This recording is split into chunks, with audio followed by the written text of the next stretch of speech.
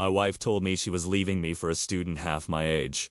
I smiled, wished her the best, and called the university dean. 10 minutes later, she was begging me to think things through. I'm 48 male, and I thought I knew everything about my marriage. 20 years with Alice, and I'd seen every side of her. The laughter, the tears, the late-night worries, even her stubborn streaks. I never expected betrayal would arrive with a straight face and pearl earrings. Last Tuesday, she sat me down in our living room. The one with the bay window she loved. Her voice was calm, precise, almost rehearsed. "I'm leaving you, Roger," she said. "I've found someone else." I just nodded. That was it. No yelling, no pleading, no dramatic collapse. I could see the flicker of surprise in her eyes. She wanted fireworks, and I gave her silence. "Okay," I said. "What would you like me to say?" She hesitated, then rushed forward. "His name is Gerald. He's 21. Roger 21. The same age as Arthur, my son." The irony almost made me laugh. Alice went on, talking fast, spilling every detail she thought would impress me. "He's brilliant. He's a sculptor. He truly sees me." I listened, calmly. Every word added fuel, but I stayed collected. The next day, she moved out.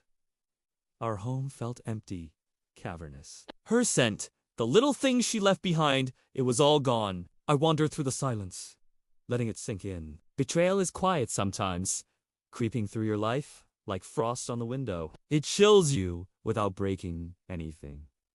Yet, I'd been thinking. Alice doesn't understand me or underestimates me. She sees calm, thinks it's weakness. That's why she's wrong.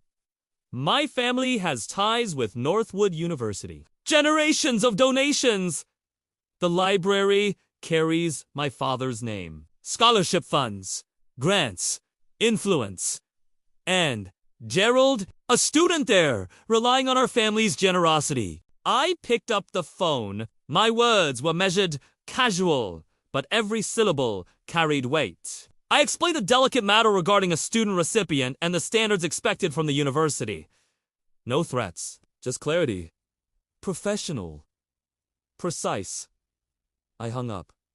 The machinery had started turning. 10 minutes later, Alice called. Her voice shook, wavering between panic and disbelief. "Roger, you can't do that." "Do what?" I asked, letting the tension hang. "You know what I mean? Think about it. Please.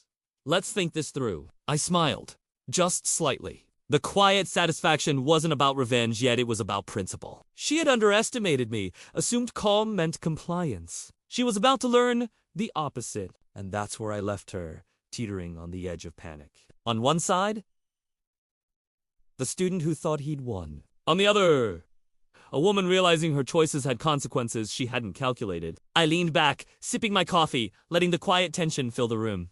The story was no longer about our marriage. It was about power, control, and the consequences of underestimating someone, and it had only just begun. The day after I made that call, the world seemed to move slower, but the tension never let up. I went to work, but every text, every notification felt like a ticking clock. I didn't check my phone for hours. I didn't need to. I already knew the fallout was coming! Alice was frantic. Her voice on the next call was sharp, trembling, panicked. "Roger, what have you done?" she demanded. I stayed calm. "I've ensured that proper procedures are followed. That's all," I said, my tone smooth, precise. She paused, realizing I wasn't flustered.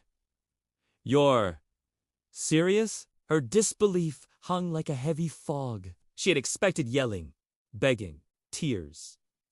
Instead, I offered controlled professionalism. That's when the first real panic set in. She had thought I would sit quietly, watch her rewrite our life, and let it slide. At home, I checked my security cameras. Little things she had left behind. Photos, notes, even a half-read book told me more about her mindset than her words ever could. She believed she was untouchable, untethered from consequence. She was wrong! Meanwhile, Gerald had no idea what was coming. I've done nothing illegal, nothing unethical. I just leveraged the facts, the influence, and the weight of responsibility. A quiet phone call, and the wheels started to turn. The scholarship committee would review his eligibility. The funding, the housing, the prestige, it all depended on standards he might not meet. By midday, I received the first signs. Alice was calling non-stop, leaving messages that were a mix of fear, outrage, and pleading. Roger, this is insane. Think about Arthur. Think about us. Don't do this. She had assumed emotion would sway me. It wouldn't. Not this time. I documented everything. Every call, every email, every frantic text. These weren't just actions, they were evidence. Evidence of her panic, her attempts to manipulate, her realization that she had miscalculated. All of it went into a secure folder on my laptop. Even her tone began to change. The entitlement, the bravado, slowly eroded under the pressure. You could hear it in the pauses, the hesitations, the frantic edits to her messages. She wasn't in control anymore. I paused to reflect. 20 years of marriage had built a life. Yes, but it also revealed character. Betrayal, I realized, wasn't just about infidelity. It was about disrespect.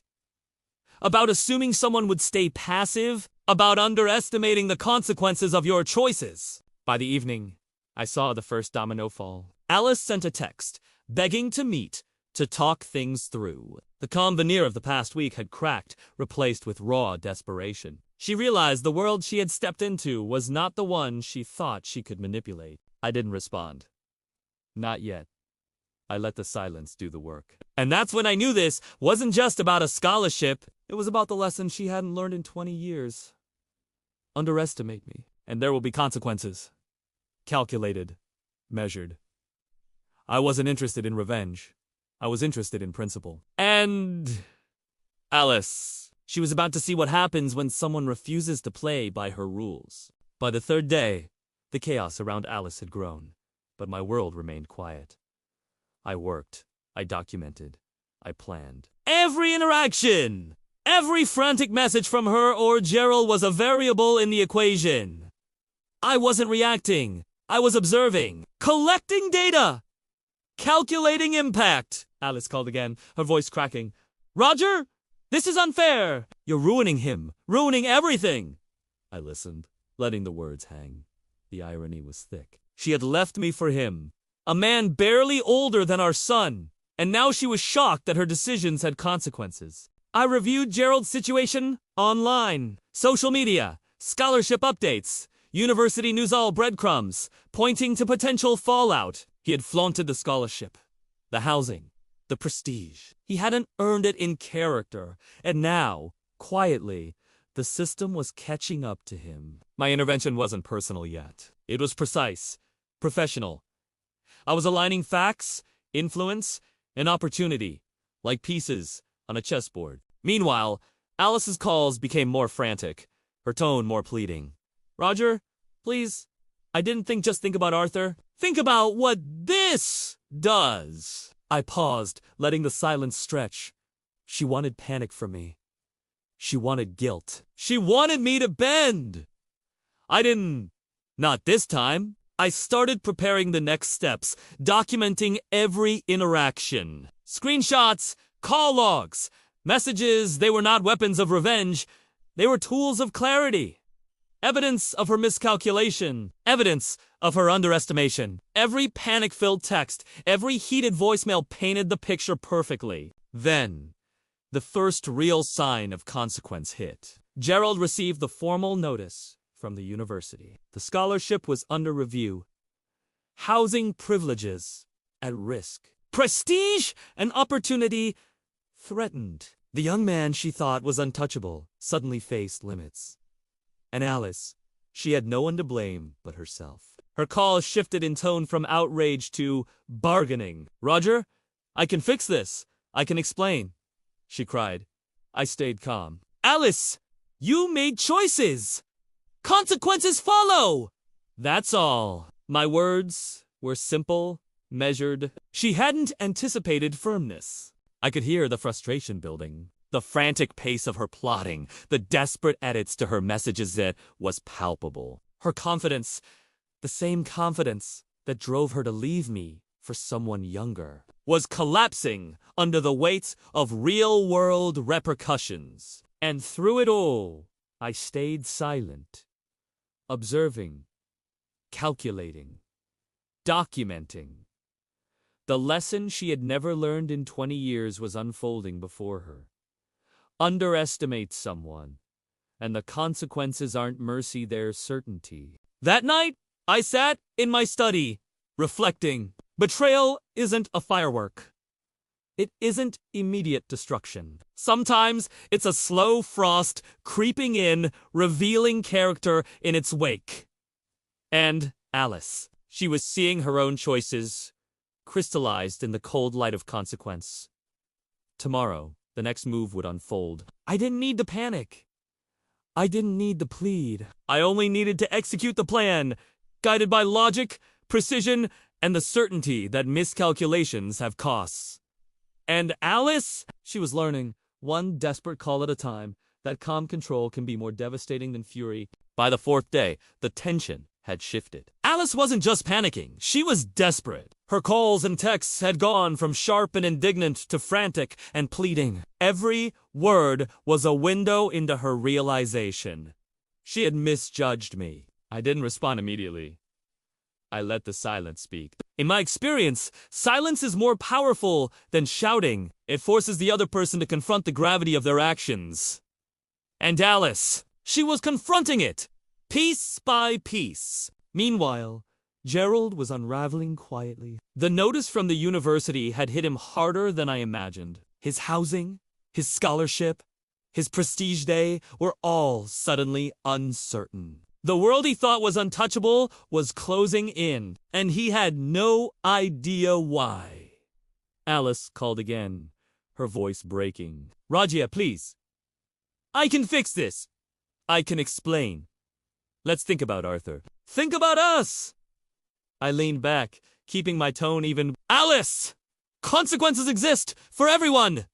You chose this path! That's all. Her frantic energy was almost palpable. The calm control I maintained made her panic worse. She had expected chaos, tears, rage, but not measured, calculated precision. That's when the first cracks in her composure became obvious. I reviewed every message, every frantic plea, screenshots, call logs, social media updates. They weren't weapons. They were records. Records of her panic, her miscalculations, her desperation. They would tell the story more clearly than my words ever could. And then, a breakthrough. Gerald's scholarship committee convened. The review began quietly but thoroughly. His record, his conduct, and his eligibility were under scrutiny. One phone call had started a ripple, and now the university was acting on its own protocols. My influence had set the wheels in motion, but the system was doing the rest. Alice's calls slowed, then became sporadic. The frantic energy had drained from her messages. For the first time, I saw her truly understand. Her choices had consequences beyond her control. She wasn't just losing a husband, she was losing the narrative she had believed would protect her. I spent that evening reflecting on everything. Betrayal isn't always a dramatic collapse. Sometimes it's quiet, creeping, a frost that freezes perception and reveals character. And Alice, she was facing that frost. Slowly, undeniably. The next morning, she sent another message, begging for a meeting. Roger, please, just talk to me. Think this through. I can fix it! I read it carefully, noting the subtle shifts in language. The entitlement, the confidence, the assumption of compliance, they were gone. In their place, desperation and recognition of consequences. I didn't reply.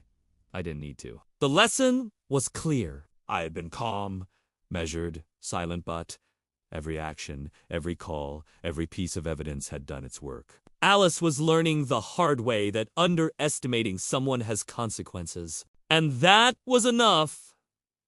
For now, the project was still unfolding, but the trajectory was clear. She had underestimated me.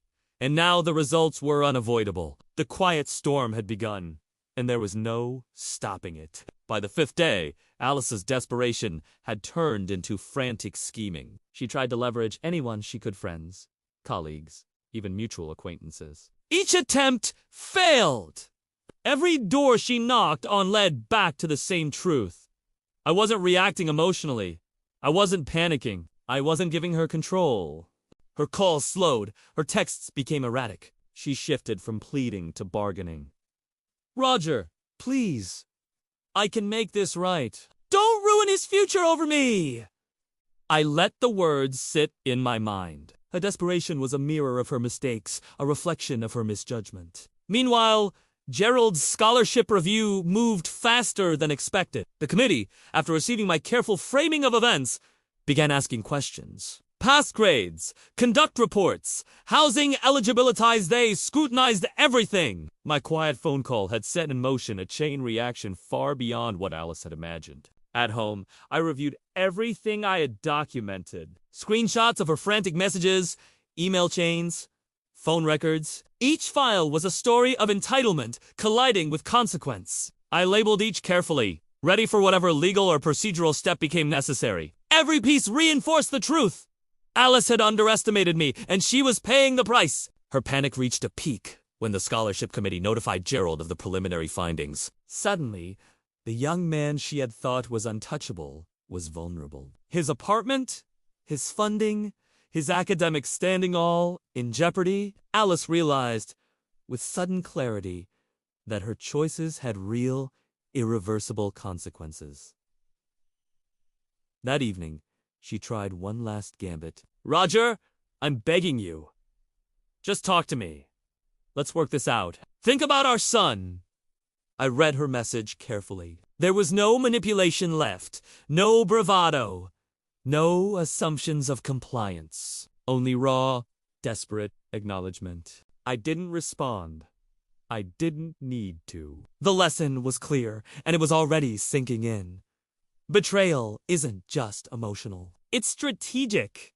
Miscalculation carries consequences. Overconfidence invites precision. Alice was learning it the hard way, and Gerald, along with her, the slow storm I had set in motion was undeniable now. Each action, each carefully placed phone call, each documented message had shifted the balance. She had believed she could escape accountability. She had believed I would be passive, weak, distracted. She was wrong. That night, I reflected on the irony. 20 years of marriage, of trust, of shared life, undone by impatience, entitlement, and a disregard for consequences. And yet, in all this chaos, there was clarity. I wasn't seeking revenge. I was seeking acknowledgement. A reckoning with the reality of choices. Alice had chosen a path of entitlement and illusion. Gerald had become a pawn in her miscalculated gamble. And I stayed calm, observant, and deliberate. My actions were measured, my decisions intentional. The chaos around them was a direct reflection of their own errors. Tomorrow, the final moves would unfold. The consequences would crystallize. And Alice, for all her pleading and bargaining, would have to accept that her world no longer operated on her terms. The quiet storm was about to reach its apex, and there was no turning back. The 6th day began quietly, but I knew the storm was near. Alice's frantic calls and messages had slowed. Her bargaining, her pleading all attempts to sway me had failed. The systems I had set in motion were working. Every action, the scholarship review, Gerald's housing risk, the growing awareness of her parents was converging. By mid-morning, Gerald called, voice brittle. Roger, I don't understand. How did this happen? I let a pause stretch, calm and measured. You overstepped. You relied on unearned privileges. Consequences follow. There was no argument. He had no leverage left. Alice's final desperate gambit came shortly after. She called repeatedly, leaving frantic voicemails, a mixture of pleading, outrage, and disbelief. She couldn't fathom that I hadn't panicked, that I hadn't reacted emotionally, that I had executed my plan with precision. She had assumed chaos was my default. She was wrong. The university's formal notice landed in Gerald's inbox. Scholarship revoked.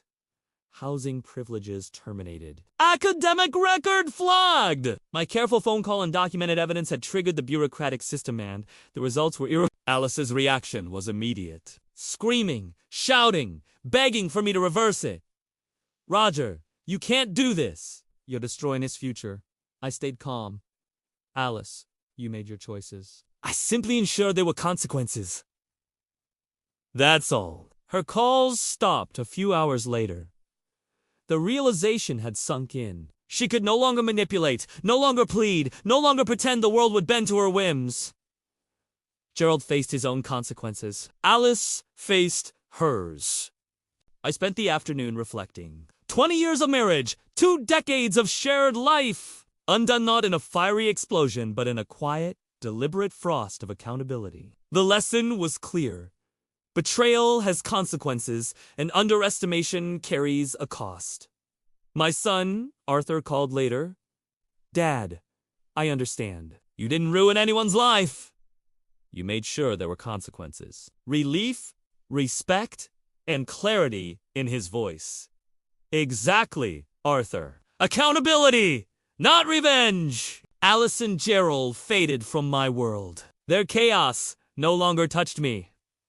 The storm I orchestrated had run its course, and for the first time in weeks, I felt a fragile, hard-earned peace. She thought leaving meant freedom and Teo. Silence answered back. Now the fallout is real. Have you ever been underestimated like this? How did you respond? Drop your story in the comments.